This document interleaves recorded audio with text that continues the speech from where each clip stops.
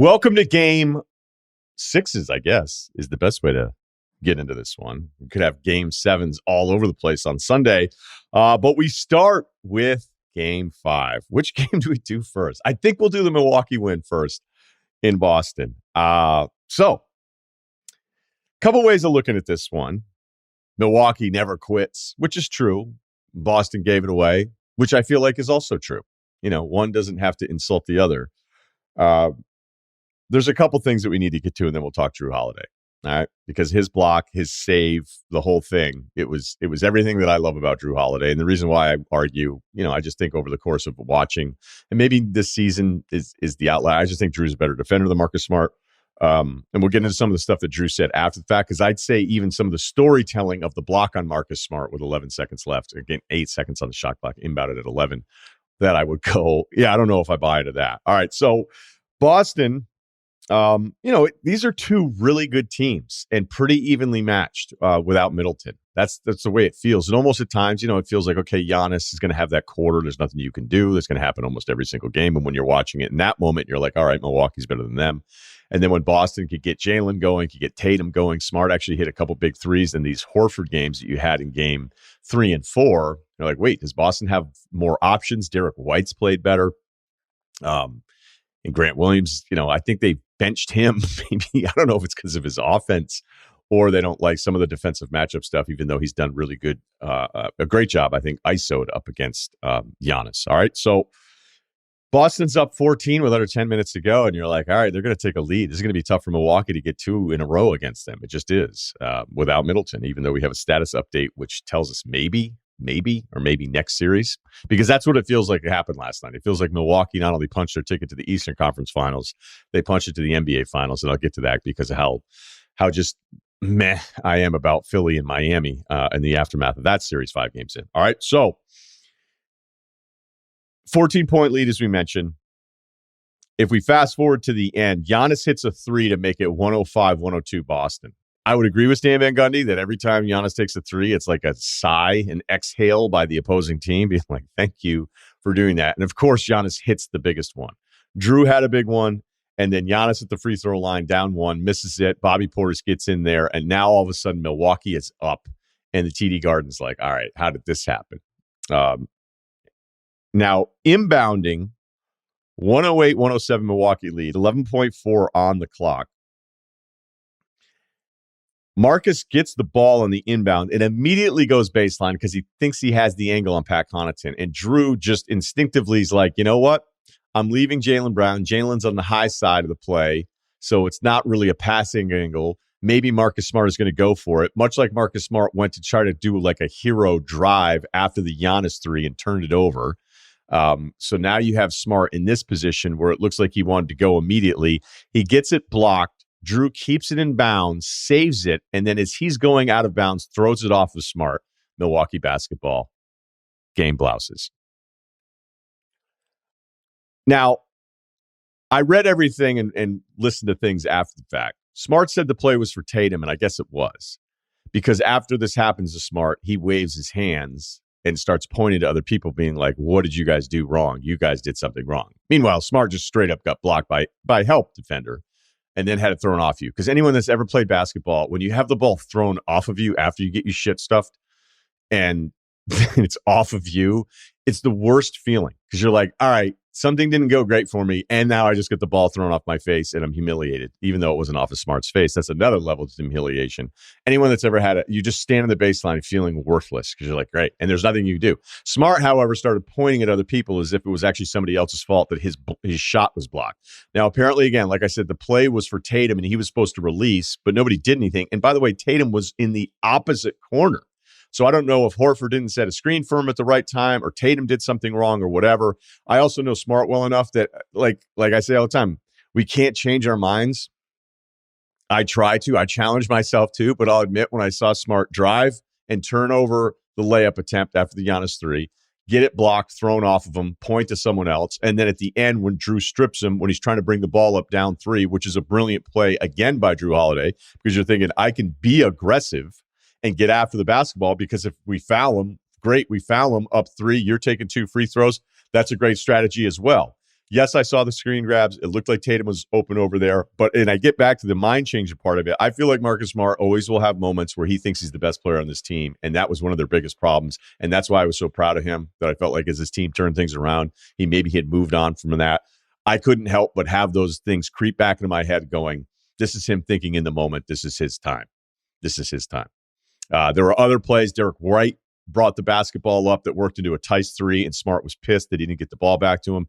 There was another play where Jalen was kind of cooking for a bit there, was feeling himself top of the three-point line. Marcus waving his hands, being like, over here, which guys will do. I mean, Grant Williams does it.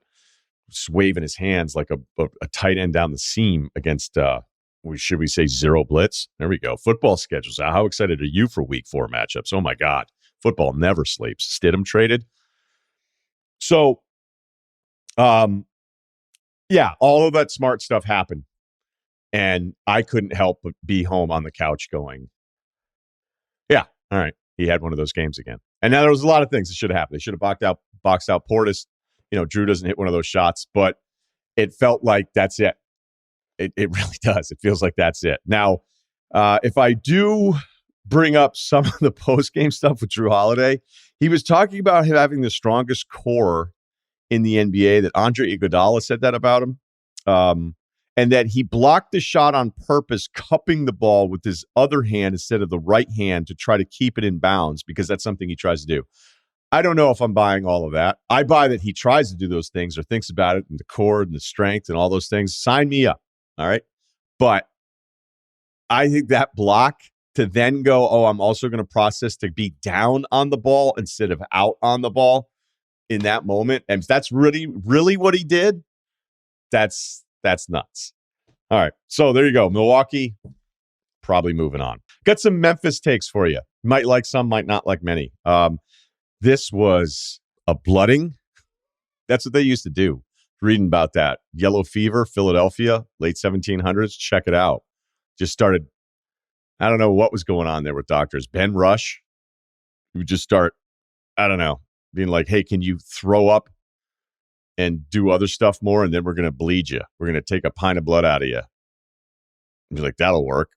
We don't do that much. You don't hear about that much anymore. All right. So that's what it felt like for Golden State last night. Ben Rush from Memphis just working on him again. He's from Philadelphia. But they got down 55 points. Like at 30, you're going, all right, how bad is this going to get? You're like 55. Like, are they going to get this to under 40? They lost 134-95. They were down. Golden State was down 77-50 at the half. Think about this, though, too. Golden State actually wasn't shooting that poorly. They were 46 and 38% overall from 3 in the first half. But they were negative the negative 11 offensive rebounds. They were negative 11 so it was 22 extra possessions for Memphis at the half. So what does this mean? It means a few things. Golden State, even at their peak, turned the basketball over. Are you sure, Russillo? Yeah, let's give you a little refresher course here. Golden State turnover ranks 1 through 30 in the NBA, 30 teams here. This season, 29th. Last season, 28th. 2020, 19th. Hey, that was a weird season. Yeah, it was actually their best. Let's keep going. Championship run, Golden State Warriors, 21st in turnovers, 27th in turnovers. 2017, 22nd. When they won 73 games, they were 25th in turnovers. In 2015, 21st in turnovers. They turned the ball over. They're also a team that is that can be very lazy. And I thought it was weird that Draymond was saying in Memphis, kind of like suggesting that the crowd and the whole thing was a bunch of front runners. Golden State is probably one of the most front runners teams I've ever seen. They also, I don't know who has a blast losing. I'd love to know the arena that's like, you know what, when we lose, we're fucking into it though. Like we have a great time. So I always feel like that's kind of after the fact and people are just pissed off and they say stuff, right? So Golden State used to, even when they were good, and we're still trying to figure this out, they were always a team that was a little lackadaisical. They were teams that kind of would play to the opponent. They would almost be so confident, which again, it's not a bad thing to be confident in basketball. And for them, they deserved it when they were rolling from 15 to 19. But you could see there'd be times being like, are you guys really locked in? Or are you just expecting yourselves to shoot yourself into a quarter here where the other team can't do anything? And by the way, that's kind of what happened most of the time. 5 straight NBA finals, right? But that's not what this team is. I mean, we're 3 years removed from them playing in really big playoff games.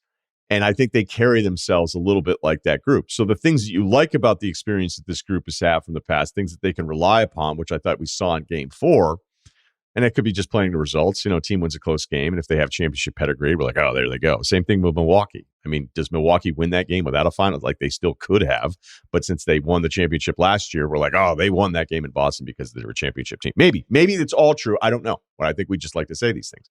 So Golden State can go back and feed off of that success, but they also remind me of a team that's like, you're not, like, it's been 3 years.